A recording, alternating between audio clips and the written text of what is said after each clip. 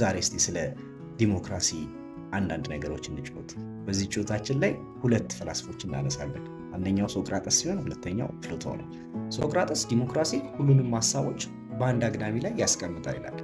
በአንድ ሀገር ፖለቲካዊና ኢኮኖሚያዊ ጉዳዮች ላይ እውቀት ያለው ሰው መወሰን ሲገባው ግን እውቀት የሌለውም ሰው ይህን እድል ሊያገኝ ይችላል። እነዚህ እውቀት የሌላቸው ሰዎች ወይንም አምባገነኖች ስልጣን ላይ በዲሞክራሲያዊ መንገድ ሊወጡ ይችላሉ ነው። ለዚህ ደግሞ ምስክር የሚሆን ሂትለርና ትራምፕን ማንሳት እንችላለን።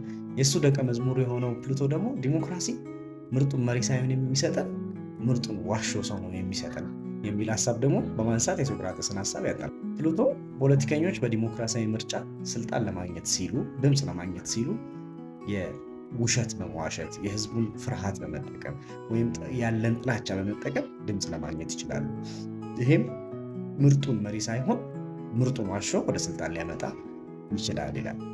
ይሄ ደግሞ እንደምናየው ከ2500 ዓመታት በኋላም እንኳን አሁን ላይ በዚህ በዲጂታል ዓለም የምናየው የምንታዘበው የዓለም ፖለቲካ ይህንን በደንብ ነው የሚያሳየን። እናንተስ በፈላስፎቹ ሀሳብ ትስማማላችሁ? ዲሞክራሲ ምርጡ መሪ ሳይሆን ምርጡ ዋሾውን ሰው ነው ወደ ስልጣን የሚያወጣው?